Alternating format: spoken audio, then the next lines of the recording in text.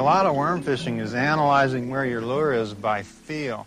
And if you're just fishing and you're not getting any feedback from your plastic worm, you're probably not fishing in a good place. So you have to open up to all the things the worm's telling you. And often it's telling you, don't fish me here. Throw me someplace where you felt that little hint of brush and you just reel up and cast another place. You maybe move over just a little bit, try to get right in the middle of that brush pile. But when you feel something on that worm, that's the time to fish it. And the rest of the time, you're fishing for a place to fish it. The worm does not represent a worm or an eel or a snake or the things that we classically think of as a plastic worm. What a worm is a bait fish. It best represents a minnow. And in the water, you need to work your worm as if it is a minnow. And a lot of the underwater things that I've observed, you'll see bait fish of various colors, all the browns, purples, everything that you'd ever want to imagine, in the grass. They're hanging tight and still. When they're spooked, they just dart off here or dart off there, and then they settle back down and they try to hide. Their concealment is in that action of just sitting still, unlike the silver bait fish that swim around in swarms.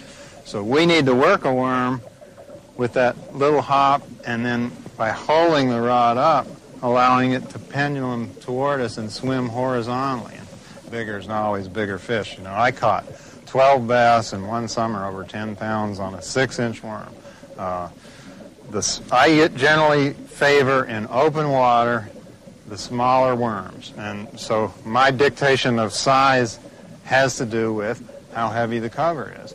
And a small worm will attract a bite from a very large bass if it's put where the bass is. And if the bass happens to be in open water, you'll catch him there. So it's visibility that determines how large a worm you can have. If the cover is very heavy and the bass can't see very much, his view is obstructed, it takes a larger worm to get noticed. Often in heavy cover, if you fish a small lure, the bass has trouble finding it. Finesse involves enticing the bass. I would say that's the key word, by a gentler, softer, more natural approach. And it's generally associated with the tube jigs, gitzits, and with very little weight and light lines to catch fish that have seen a lot of lures and that don't like a plastic worm with a lot of weight going boom and then sinking. You know, they like this slow drift and this float. So there's a lot of ways to finesse lures. The mini plastic worms, the gitzits, and you know, even the Carolina rigs, you know, which you wouldn't think because you use a great big weight. That lure is on a long leader that allows the action of the weight to be separate from the lure, and the lure floats almost weightless, and the fish can take it and not feel the weight. Movement is the key to getting a bite. You know, this is why these little French fries that don't look like anything, when they move properly and they have that neutral buoyancy of a natural bait fish in the water, attract bites because they look natural. And there's really nothing unnatural about them. It's not that they look so supernatural. And so movement is the key.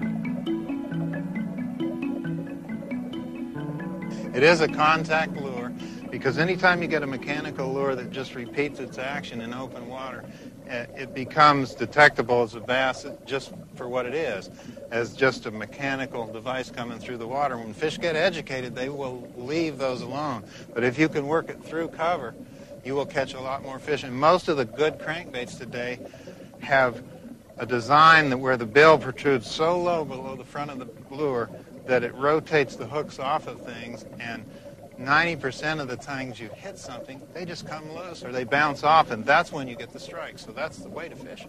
The other thing about them is that they are a very good bottom fishing lure too. You know, you can get that lure in shallow water where like a 10-foot, 12-foot deep running crankbait, throw it right up in shallow water and root and stay in contact with the bottom all the way down until you lose it. And that's another way that you can figure out how deep the edge is that you're fishing. You know, how long will that crankbait stay in contact with the bottom? So you can learn a lot about what you're fishing and read the water with your lure. One of the things most people don't realize is that these lures run deepest when they're fished relatively slowly. Once you get them down to depth, you don't have to grind them anymore.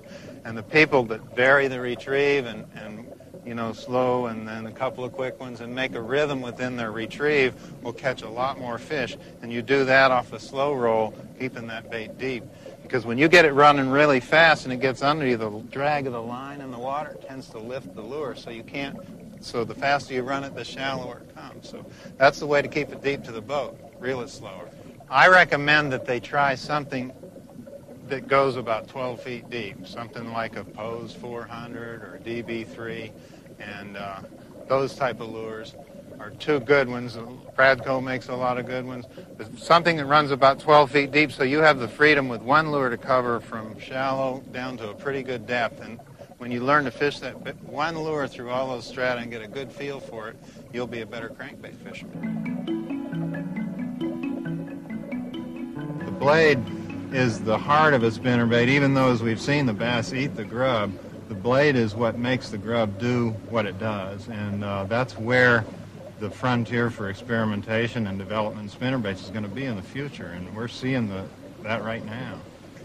Solid colors are normally what you use in cloudy water, and flash is what you normally go to in clear water. So when you incorporate flash along with color, all of a sudden we're giving the bass a whole new way to look at the spinnerbait, and basically fish are caught on things that fish haven't seen yet. So this is going to be an excitingly productive lure in the next years to come. I'm sure it will be. And with the wedge, when you pull it, this blade has so much weight to it that it tends to throw a much wider arc, and it has a lot of resistance in the water. So you're generating a tremendous amount of sonic vibration into the water with this lure reeled slowly, much more so than you would, say, with a less effective blade reeled fast. And then the fish can see it. It's in the strike zone for a longer period of time. It's a very exciting concept, and I know too, you can see it when you pull this thing close to the surface too. It'll generate a wave that the fish can see and actually draw fish out of cover, you know, especially in clear water where they can see